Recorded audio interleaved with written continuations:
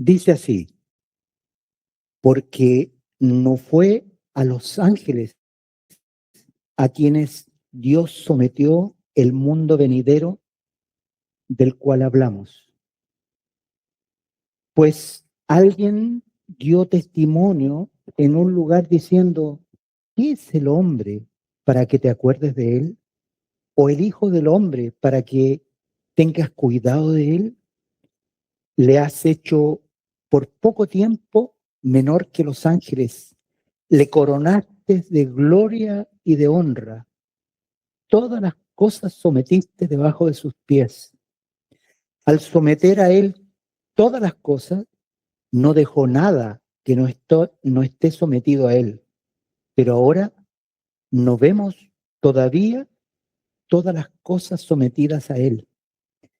Sin embargo, vemos a Jesús, quien por poco tiempo fue hecho menor que los ángeles, coronado de gloria y honra por el padecimiento de la muerte, para que por la gracia de Dios gustase la muerte por todos, porque le convenía a Dios, por causa, por causa de quién y por medio de quién todas las cosas existen, perfeccionar al autor de la salvación de ellos, por medio de los padecimientos, para conducir a muchos hijos a la gloria.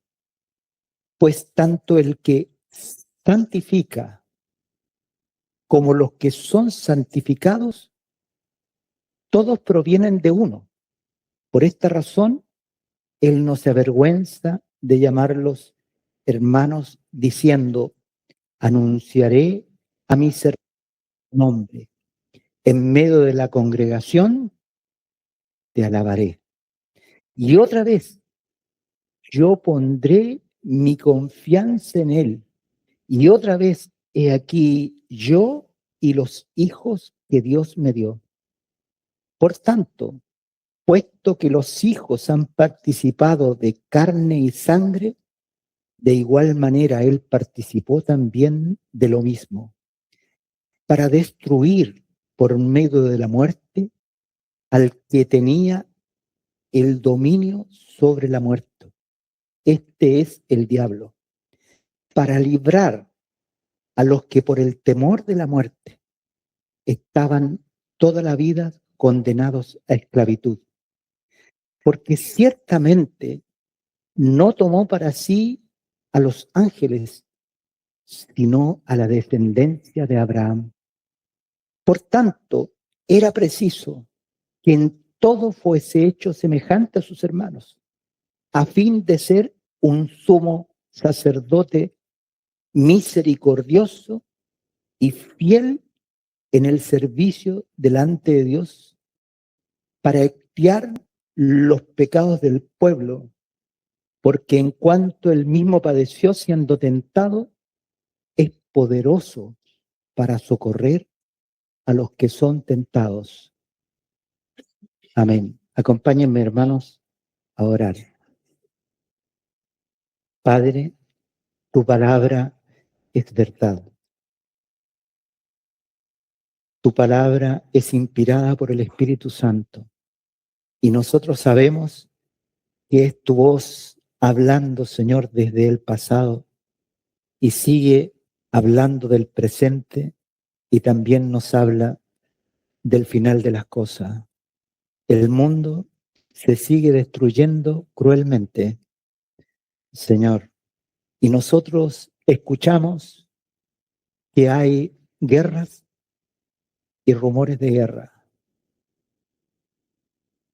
pero nuestra confianza no está en nosotros, ni siquiera en nuestros líderes, sino en ti, Señor. Nosotros estamos siguiéndote a ti, te estamos mirando a ti, y sabemos que en tu palabra no solamente nos muestras, Señor, lo que ha sucedido, sino también lo que está sucediendo y cómo todas las cosas terminan. Estamos confiados porque en el tiempo que pareciera que estuviera más oscuro, es cuando viene el amanecer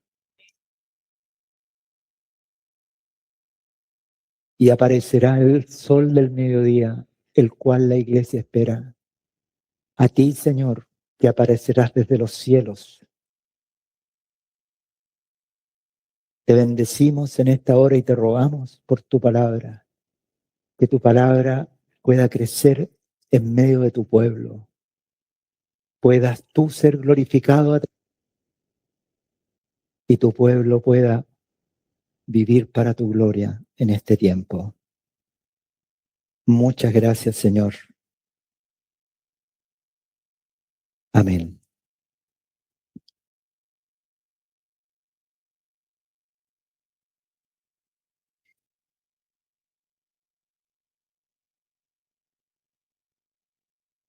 El gran tema del capítulo 1 del libro de Hebreos es el Señor Jesús, que está sobre toda autoridad angelical.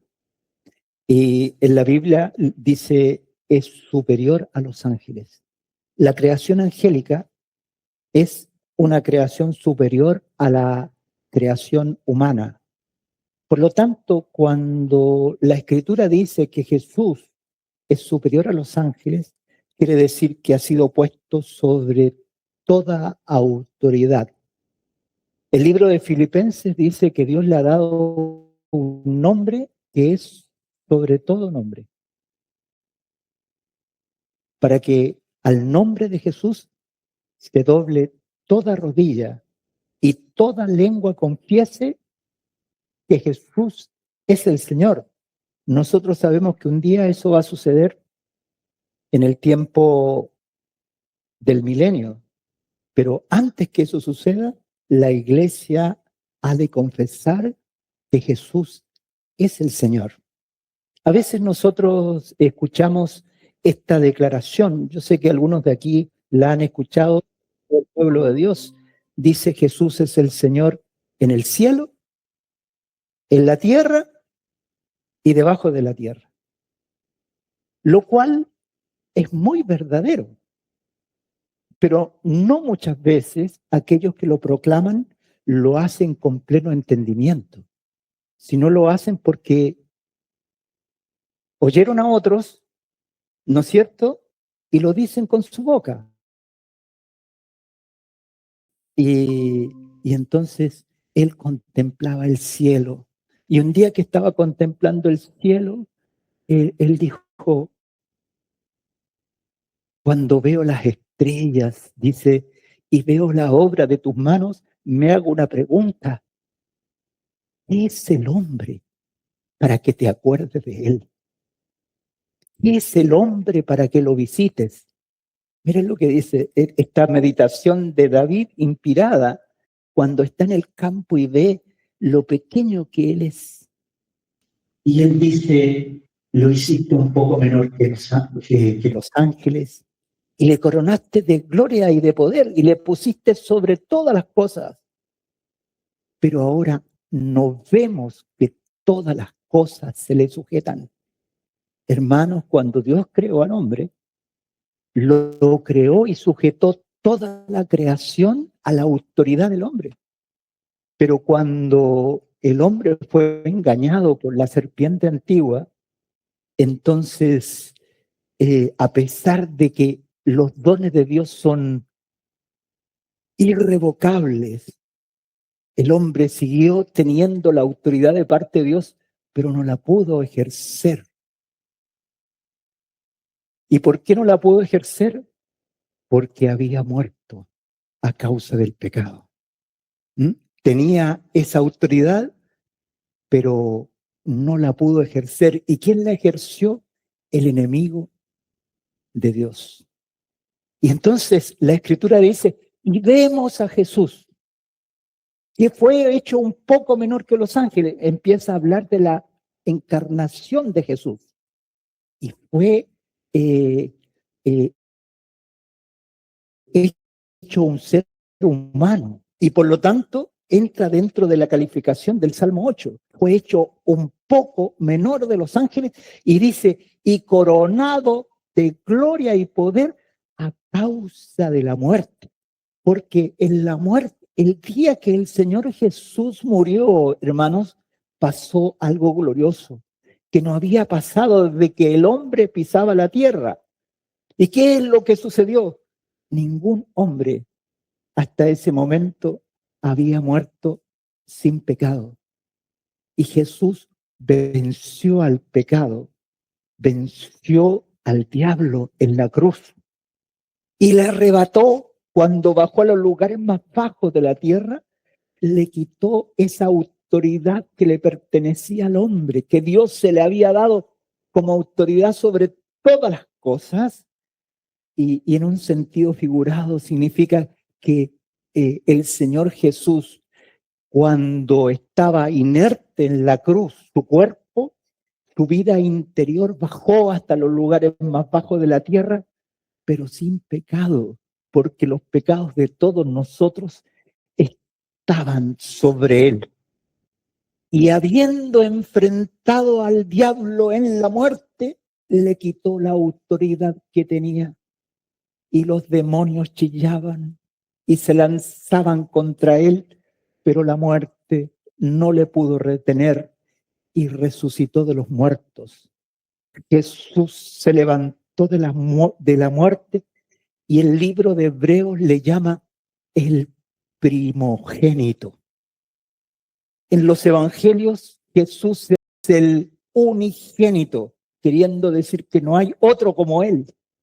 No, es el Hijo de Dios, es Dios.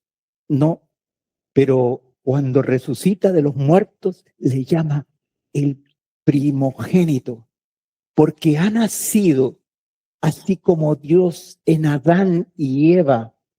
Hermanos, estaba proyectando muchos hijos en la resurrección del Señor Jesucristo. Dios estaba proyectando una nueva criatura y una nueva creación. ¿Qué pasó con la antigua que estaba bajo el diablo? Murió. Murió. ¿Dónde murió? En la cruz. En la tierra no ha habido un cataclismo más grande.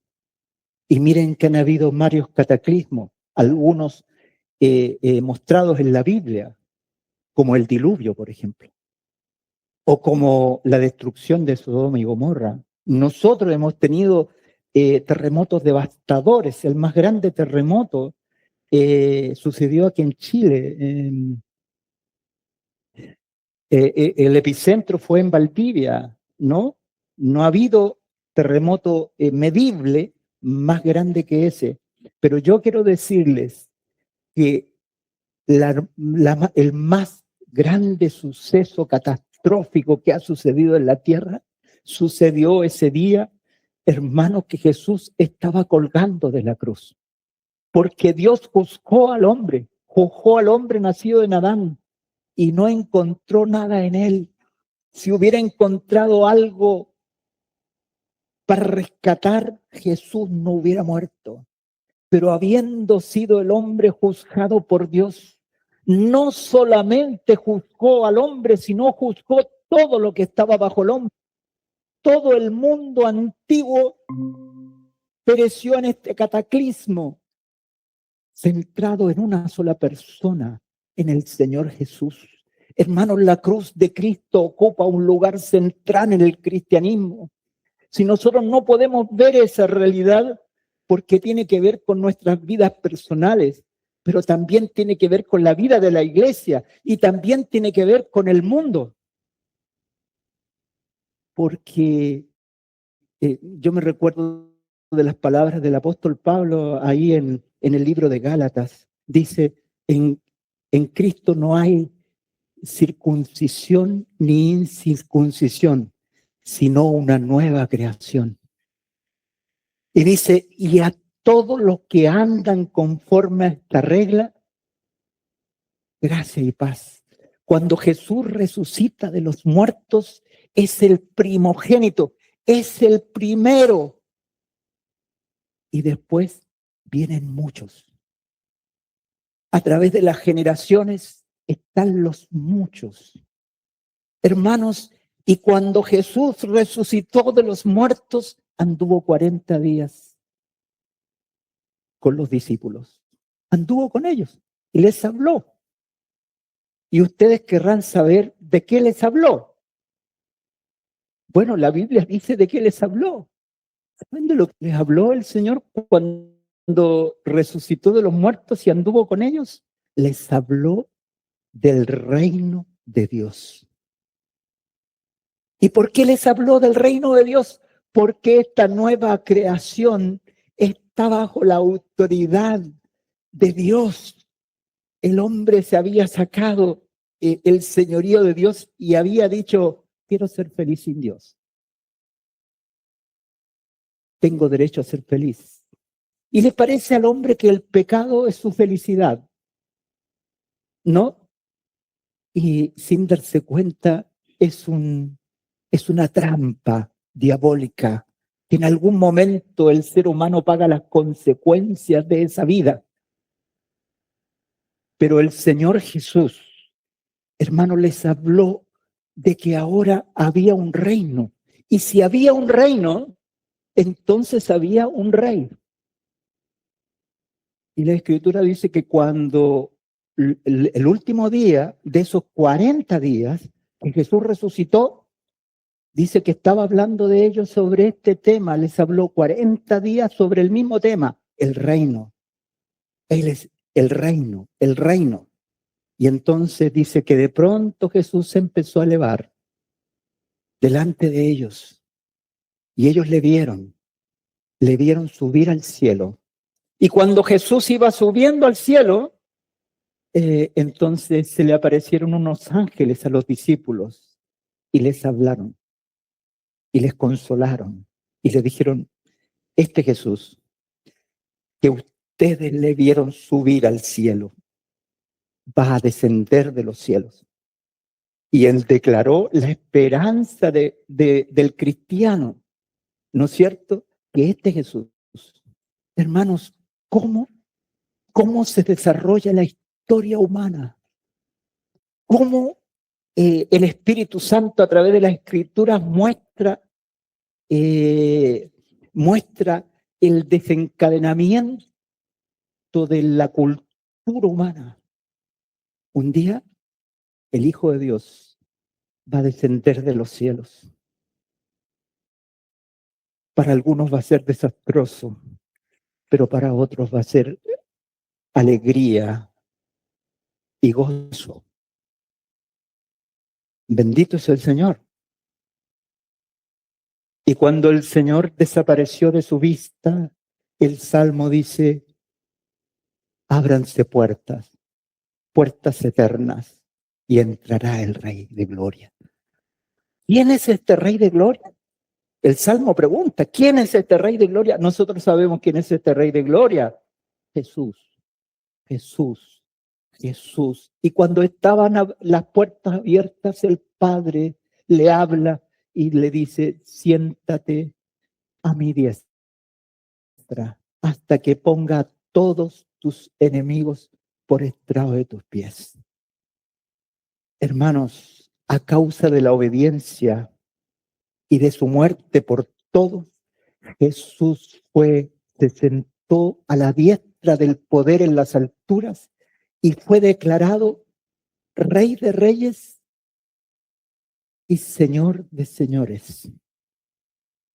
Las implicancias en el cielo, como aquí nos dice la Escritura, es que el mundo venidero ya no va a estar bajo los ángeles, sino que va a estar bajo a un hombre que está sentado a la diestra de Dios y aquellos que le acompañan. ¿Quiénes le acompañan? La iglesia. La iglesia es su compañera y va a gobernar el mundo futuro él y los que están con él. Eso es lo que dice la Escritura. Y entonces esa es la implicancia respecto al mundo venidero y a Dios mismo. Pero la implicancia que tiene para nosotros es muy grande, porque cuando nosotros leímos en algunas prédicas pasadas el capítulo 2 del 1 al 4, a mí me llamó mucho la atención que el primer capítulo del libro de Hebreos que dice que Jesús es superior que los ángeles, luego sigue el capítulo 2, es como que todo el evangelio fue ya dicho. Y dice, ustedes tengan cuidado de no tener en menos esta palabra, para que no anden como en un barco sin timón, que es en el fondo lo que quieran decir sin dirección. ¿Qué es la dirección de una vida? ¿Qué es lo que marca la conducción de la iglesia? Hermanos, lo que marca la conducción de la iglesia es el Señor. Lo que marca la conducción de cada vida es el señorío de Cristo. Jesús ha venido a ser mi Señor. Eso significa que mi alma está bajo la autoridad del Señor Jesús y yo tengo que tener la claridad mental y espiritual para reconocer su voz. Hay dos cosas que la iglesia tiene que tener como el agua, como muy clara, como el agua pura. La primera es la escritura, ¿no es cierto? La inspiración de las escrituras, el valor de la palabra. Y lo segundo es que la palabra siempre va acompañada de la realidad de Cristo. Cuando de pronto algunos toman la Biblia como el todo y pareciera que el Evangelio es solamente un ejercicio mental de saberse versículos, hermano, no está completa. Porque Jesús le dijo a los judíos, ustedes escudriñan las escrituras porque les parece que en ellas tenéis vida eterna. Y ellas son las que dan testimonio de mí. La Biblia tiene un gran tema central. Y el gran tema central es Jesús. En el Antiguo Testamento el Espíritu Santo estaba anunciando a Israel que iba a nacer el Mesías. ¿Dónde iba a nacer? Iba a nacer en Israel, en su pueblo. Iba a ser judío. Jesús fue judío. Algunos se olvidan de eso, ¿no? Jesús fue judío. Nació en Israel. Nació de la tribu de Judá, ¿no? Y Dios anunció desde el Génesis en adelante, empezó a anunciar que un día el Mesías iba a venir y más aún estaba dando la identidad al Mesías, que era Dios con nosotros. Emmanuel, ¿les suena? Emmanuel. ¿Qué significa Emmanuel, Alejandro? Dios con nosotros. Cuando Jesús se encarnó, Dios anduvo con ellos. ¿Y saben lo que les pasó a ellos? No supieron. Dios andaba con ellos y ellos no se dieron cuenta. ¿Y saben por qué no se dieron cuenta? Porque solamente veían un aspecto intelectual de las escrituras. Pero cuando ustedes leen la Biblia y cuando ustedes ven a los profetas y cuando ustedes ven a Moisés, habían dos cosas, hermanos, en la vida. Era la palabra y la revelación que el Espíritu Santo hacía de él mismo, de Dios. Esas dos cosas las tiene que tener un creyente. Si la palabra no nos lleva a una vida con él, no un conocimiento en el intelecto, sino que una relación con él. Hermanos, Moisés se fue 40 años a Madián, donde vivió como pastor de ovejas, después de haber sido un príncipe egipcio, ¿no? Enseñado en las matemáticas, en las ciencias. Eran bien avanzados los egipcios en algunas materias, en la arquitectura, eran grandes arquitectos, y en el plano militar. Entonces él estuvo 40 años. Y durante esos 40 años yo creo que Moisés pensaba en jubilarse de pastor.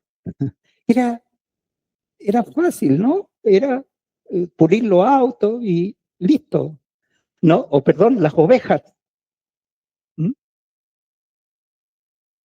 Pero un día tuvo una experiencia sobrenatural. Entonces él vio un árbol que estaba encendido con fuego y cuando lo vio, el árbol no se consumía. Y entonces Dios le habló a Moisés y le dio una orden. Di al faraón, deja salir a mi hijo. Miren la orden. Di a faraón, deja salir a mi hijo. Y la vida entera de Moisés cambió, hermanos. Y él mismo escribió los 5 primeros libros de la Biblia. ¿De dónde vinieron los primeros 5 libros de la Biblia, hermanos? Vinieron de la experiencia con el Dios vivo. Oh, hermanos, donde Dios se revelaba a través de las escrituras. Pero quiero contarles que los judíos, cuando estuvieron esclavos en Babilonia, el tiempo que ellos vivieron en Babilonia fueron 430 años. Ellos vivieron 430 años en la esclavitud. ¿Y saben lo extraño de este pueblo? Y conservaron su identidad. ¿Saben lo que es eso? Conservaron la identidad con Dios y no tenían las escrituras. Los judíos no tenían la escritura, pero conservaron su fe en Dios. ¿Y cómo la conservaron? La identidad como pueblo. Nunca ellos pensaron, vivimos tanto tiempo en Egipto, ¿por qué no nos hacemos egipcios? No, no fuimos a Argentina y hablamos como Che. No fuimos a Estados Unidos y queremos la nacionalidad estadounidense. En cambio, los judíos estuvieron 430 años en Egipto y ellos no querían la nacionalidad egipcia. Los egipcios tenían lujos, los egipcios conocían las ciencias, pero a ellos nunca les atrajo eso. ¿Cómo caminaron ellos esos 430 años? De una sola manera. Habían escuchado las promesas que Dios le hizo a Abraham. Dios le hizo promesas a Abraham y le dijo que ellos iban a ser tan numerosos como las arenas del mar y tan numerosos como las estrellas del cielo. Y ellos creyeron a la palabra y de generación en generación ellos esperaban el Dios vivo y ellos sabían, hermanos, que más que una identidad nacional, Israel es un pueblo, es el pueblo escogido de Dios. ¿Y de dónde habían salido esas palabras? De Dios mismo. Dios se le había dicho y ellos en forma verbal conservaron las promesas y durante 430 años ellos no perdieron la identidad como pueblo. Es un milagro, hermanos, hasta el día de hoy. Es un milagro. Israel verdaderamente es un milagro, hermanos. Pero cuando vinieron las escrituras, la Biblia dice que para confirmar el pacto que Dios había hecho con Abraham, pero él no se salta las promesas. La salvación no viene por la ley, sino viene por la promesa. Hasta que se cumpliera, hermanos, la promesa. ¿Y saben cuál era la gran promesa? La gran promesa era que iban a ser un hijo.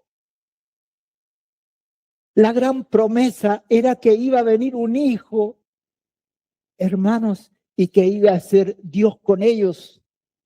E Israel esperaba a ese hijo. Y mientras Israel esperaba a su hijo, Satanás trataba de matar a los hijos. ¿Recuerdan ustedes la historia de Moisés? Cuando su madre le quiso preservar porque el faraón quería matarlo, Faraón hizo un decreto de matar a todos los hijos varones que nacieran de las mujeres en Israel. ¿Y por qué ese decreto? Hay razones históricas, defensivas, pero digamos, la gran respuesta es esta. El diablo quería matar al Mesías. Yo lo asemejo con ese día cuando Jesús nació y los magos llegaron a ofrecerle ofrendas a Jesús, pero primero habían pasado por Jerusalén. Ha nacido el rey de los judíos. ¿Ustedes no saben? Se lo dijo a Herodes, se lo dijo a los sacerdotes. Ha nacido vuestro rey. Díganme dónde. ¿Dónde? Y los maestros de la ley le dijeron, tiene que nacer en Belén.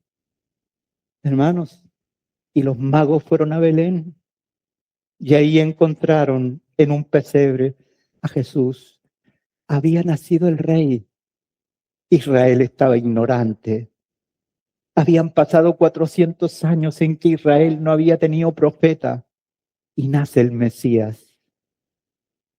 E Israel no sabe, no le cree y participa en el juicio para matarlo. Qué tragedia, hermanos. ¿Qué es lo que había? Una religión mental, pero no espiritual. ¿Se fijan? Entonces, hermanos, cuando Jesús se levanta hasta los cielos, el cielo declara, el Padre dice, yo he declarado a mi Hijo Rey de Reyes y Señor de Señores. Y entonces la pregunta es, ¿Jesús es tu Rey? ¿Tu alma está sujeta a su señorío? ¿Tu alma ha dejado de buscar? ¿Tu alma está quieta? ¿O todavía está buscando, la Escritura dice que es como las ondas del mar. El alma nunca está quieta, quiere esto, quiere más, quiere lo otro, quiere esto otro. El apóstol Pedro dice que la corrupción que viene por la concupiscencia es lo mismo, ¿no? El señorío de Cristo tiene un sello y ese sello es que Jesús es mi Señor, es el Señor de mi alma. ¿Y qué significa? Significa que el creyente se ha rendido, que ha creído que Jesús es el Rey. Hermano, cuando el creyente tiene dirección, cuando la iglesia tiene dirección, cuando conoce a su Señor, cuando está rendida a Él, cuando no le quiere vender cosas de uno al Señor, cuando no le hace promesas que no puede cumplir, sino cuando dice esto hay aquí y yo me rindo a ti. Mi alma quiere esto, pero más que esto, yo te quiero a ti. Yo te quiero a ti. Yo te quiero a ti.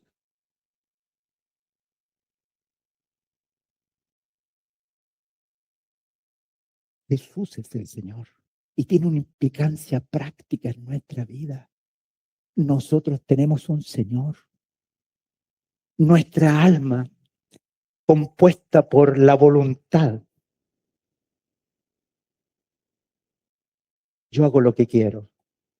Tomo mis decisiones. Hermano, aquel que tiene un Señor, a los apóstoles les gustaba decir esto, pero no solo les gustaba, sino que era una realidad. La Biblia, en algunas versiones, esta palabra le baja el rango. Dice, Pablo, siervo de Jesucristo. Pero la palabra para siervo no es siervo, porque aún en el mundo cristiano, en algunos lugares la palabra siervo es como es como una jineta, ¿no? El siervo, yo he escuchado eso, ¿no? El siervo, y es como, oh, el siervo. Pero cuando Pablo dice que él es siervo, no dice eso, dice Pablo, esclavo de Jesucristo. Miren, Pablo, esclavo de Jesucristo. ¿Y saben por qué Pablo decía eso? Porque él era esclavo de Jesucristo. Su alma estaba absolutamente sujeta a su voluntad. Ya no hacía su voluntad, ya no quería llenar su vida, sino que había encontrado en Jesús el sentido de la vida. Hermanos, cuando Dios nos creó, nos puso un sentido de la vida. Y cuando Dios buscó el sentido de la vida para el ser humano, buscó lo más valioso que había. Y en algo no está el sentido de la vida del ser humano.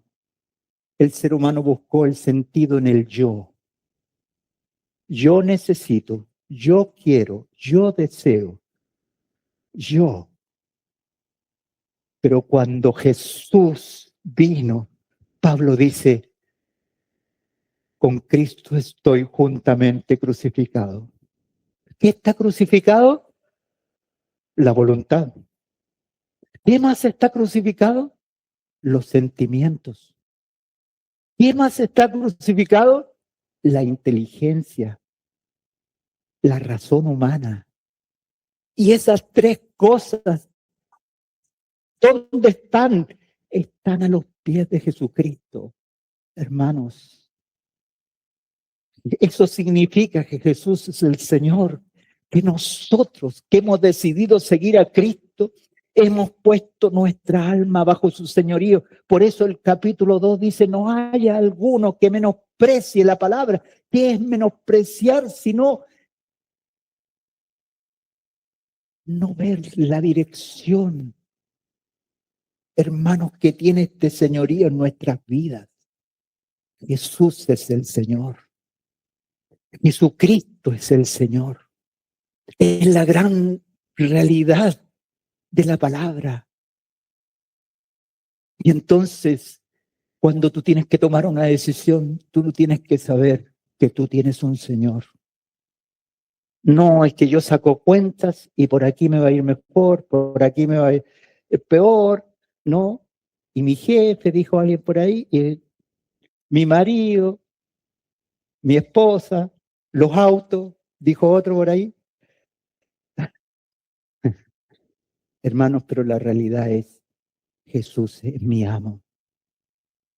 Eso significa, Señor, hoy día cualquiera, esa palabra se ha masificado, cualquiera es Señor, el Señor Pérez, el Señor González. Pero cuando la Biblia habla que Jesús es Señor, es único, es nuestro Señor.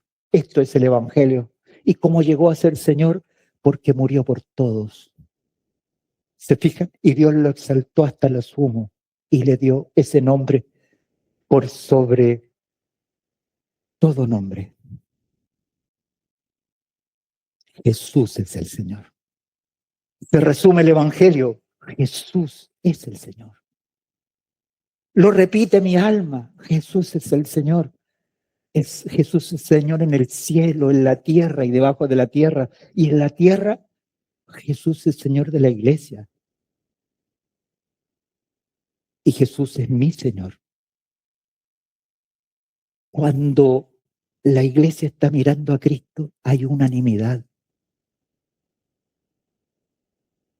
Cuando la iglesia está mirando su ego, hay división, hay discordancia.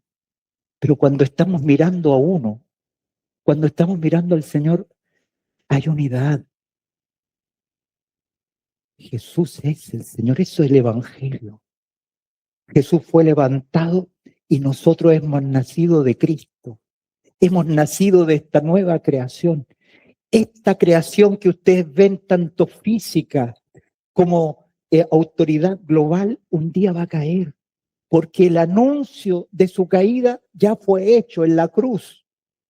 Y la Biblia dice que los cielos, hermanos, van a caer. dice que la tierra va a ser transformada y vamos a tener cielos nuevos y nueva tierra. ¿Por qué, hermanos? Porque el mundo creado en Adán se terminó en la cruz y solamente estamos viendo los estentores de esta muerte, y todo lo que Dios dijo se va cumpliendo y va pasando. Cuando uno ve el aumento de la maldad en el mundo, yo me acuerdo del hermano Gino cuando decía que el Señor está amontonando todo lo que es contrario al Señor. Y se van produciendo todos los que son de este lado, lo del otro. Y dice, y la paja, lo primero que va a ser quemada. Y el trigo viene después, recogido. ¿Ustedes se acuerdan de eso? Pero hermanos, el Señor no se queda ahí. Hay algo más.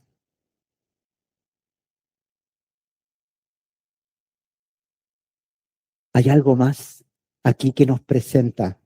¿Y saben lo otro que nos presenta? Que no solamente Jesús es el Señor, sino que también nos presenta que Jesús es el gran sumo sacerdote. Y por eso el Señor Jesús sufrió. Y por eso el Señor Jesús fue obediente y nunca pecó.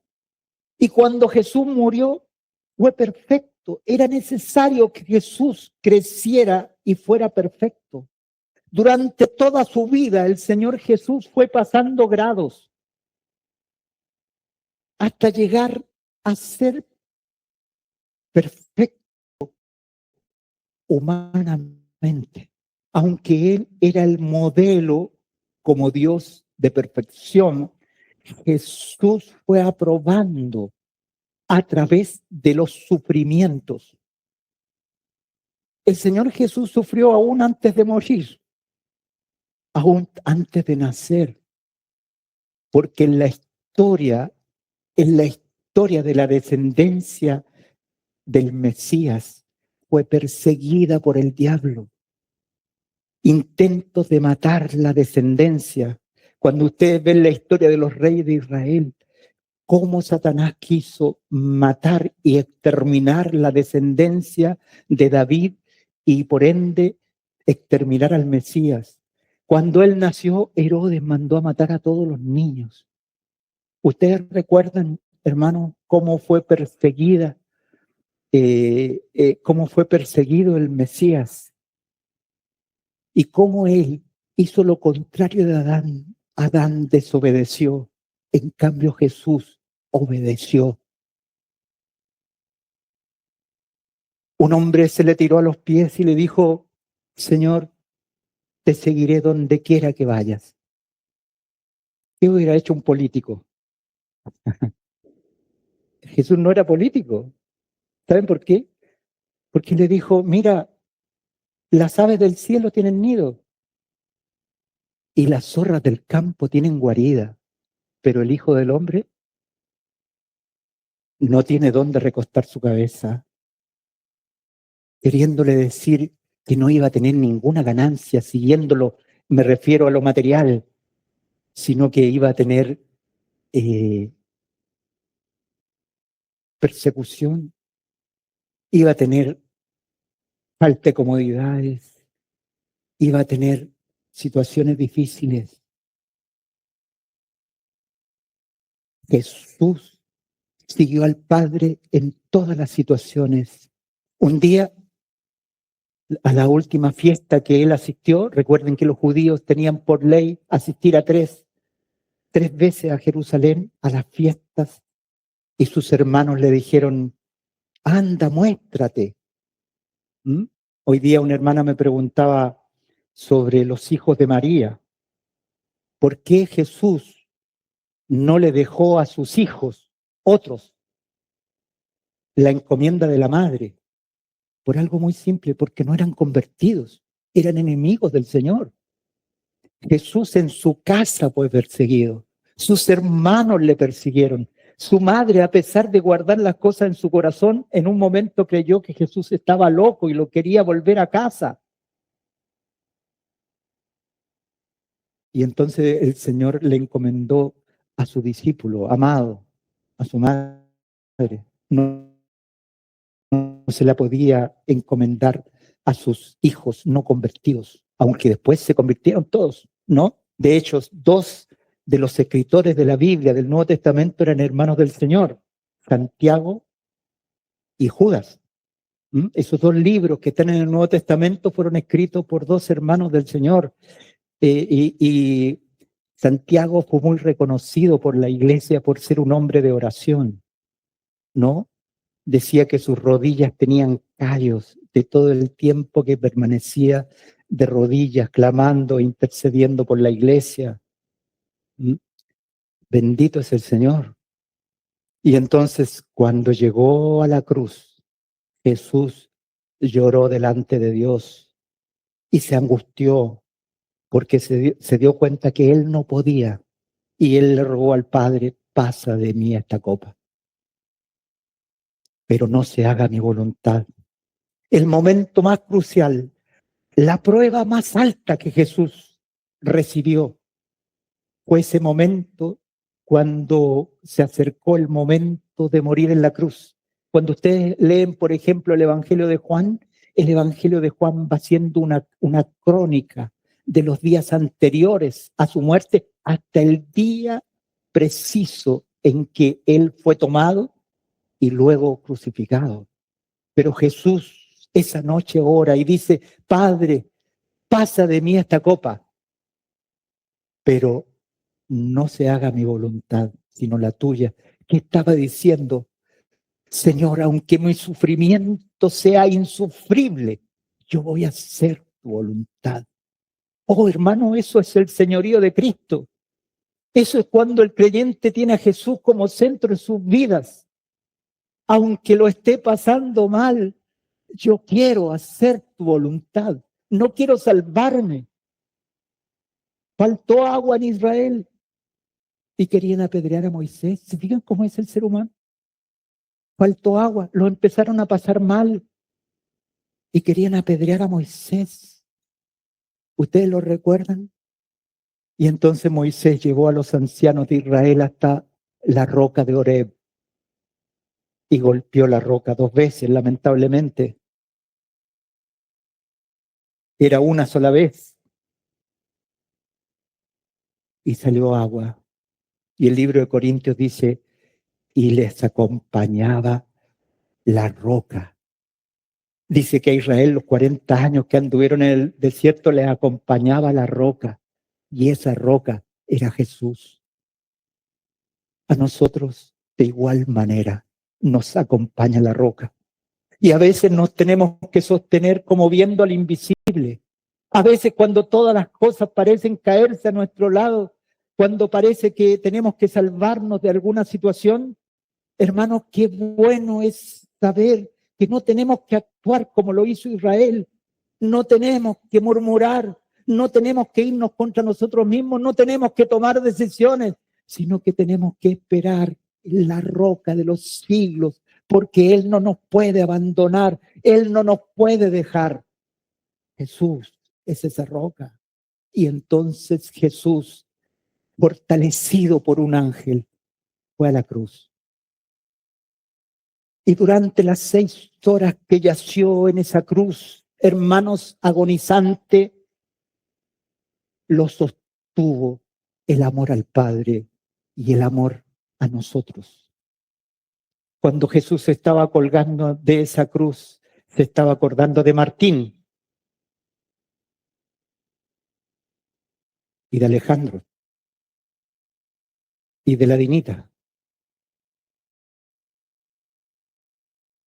Nos conocía y nos amó hasta el fin, hermanos. Jesús nos amó hasta el fin y lo sostuvo la cruz. Y cuando murió, fue perfeccionado. Era la última prueba. Jesús fue perfecto. Y entonces, hermanos, ¿por qué era necesario que el autor de nuestra salvación fuera perfecto?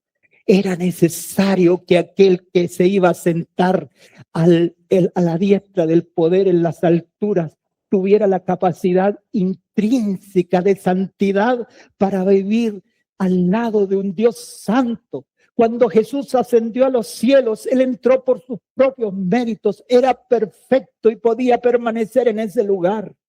Y en ese lugar no solamente Rey de Reyes y Señor de Señores, sino que es un sumo sacerdote. El sacerdote tenía una capacidad, hermanos, era un oficio, y el oficio era presentar ofrendas en favor de los hombres. O sea, el sacerdote presenta a los hombres ante Dios. El profeta trae la palabra de Dios a los hombres. ¿Te fijas la diferencia entre un profeta y un sacerdote?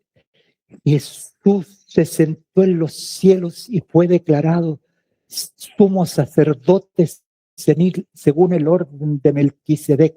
Y fíjense que este sacerdote es perfecto, por lo tanto se sentó. Los sacerdotes judíos cuando entraban al lugar santísimo no se podían sentar porque la obra estaba inconclusa, pero cuando Jesús murió y su sangre fue derramada y su sacrificio fue acepto ante el Padre, Él se sentó por sus propios méritos en ese lugar y tuvo dos aspectos que nosotros tenemos que saber. Como Dios actúa con el Padre, pero como hombre actúa con nosotros. Y Él nos presenta ante el Padre. Hermanos, cuando nosotros hablamos del ministerio de la oración, por ejemplo, ¿saben cuál es el secreto de la oración? El secreto de la oración no es que tú merezcas que Dios te escuche, sino el secreto de la oración es que nosotros tenemos un sacerdote en los cielos que te presenta impecable ante el Padre y tu voz es escuchada en los cielos en virtud del sacerdocio de Jesús. Nosotros tenemos al sumo sacerdote sentado por sus propios méritos en los cielos. Y nosotros, hermanos, podemos acercarnos con toda confianza al trono de su gracia y vamos a encontrar oportuno socorro. Bendito es el Señor. Esto es lo que nos viene hablando el libro de Hebreos. El libro de Hebreos nos habla de tres cosas, hermanos. Una, la da por entendido en la vida humana de Jesús. Jesús fue un profeta. La labor de Jesús, hombre, fue de profeta. Él trajo el evangelio. El evangelio no venía de él, venía del Padre y trajo ese mensaje, hermanos, al mundo como profeta. Los que escucharon eso fueron los que escribieron el Nuevo Testamento, fueron los apóstoles y aquellos que escucharon de Jesús. Ellos no le pusieron nada, no le agregaron alguna cosa. Ellos simplemente tomaron lo de Jesús y lo manifestaron en las Escrituras. Por eso es tan importante las Escrituras, porque es el Evangelio completo. ¿Dónde ustedes encuentran el Evangelio completo? En la Biblia. ¿Por qué escudriñar la Escritura? Porque es como estar escuchando a Jesús.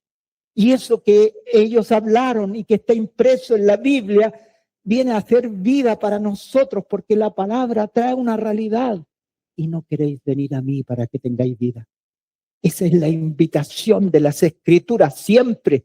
La invitación de las Escrituras es a ir a un Jesús vivo, a un Jesús real, no algo en la mente, no algo que nosotros creamos en nuestra mente, sino una realidad viva, hermanos, que nos ha venido por gracia, no por méritos, no ha venido porque tú eres mejor o mayor que otros, sino ha venido porque Él te ha escogido.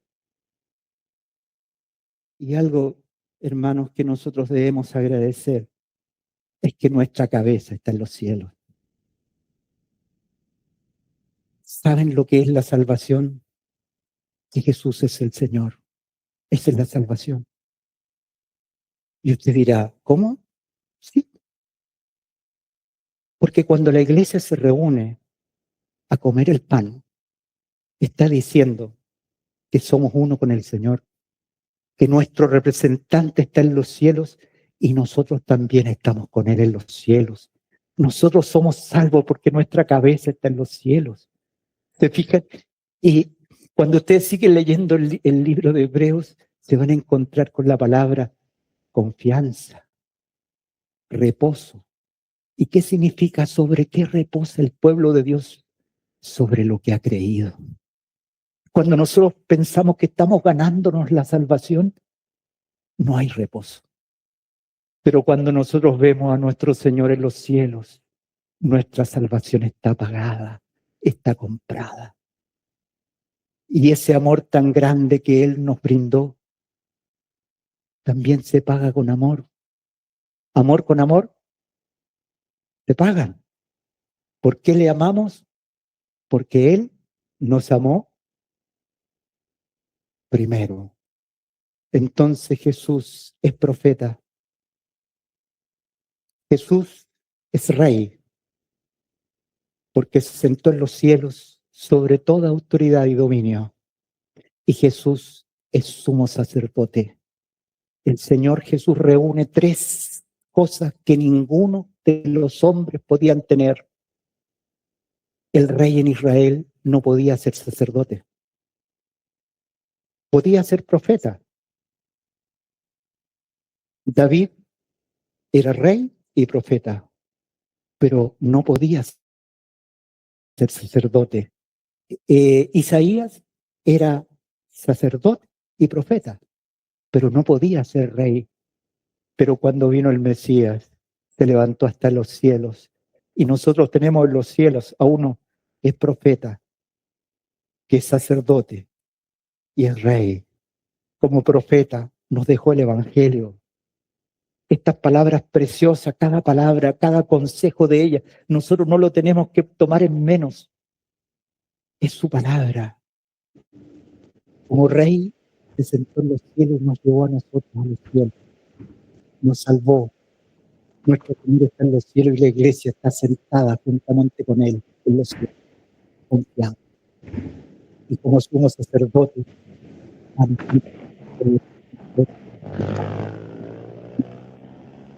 sigamos caminando con el Padre y con el Hijo. Bendito sea el Señor para siempre. Amén.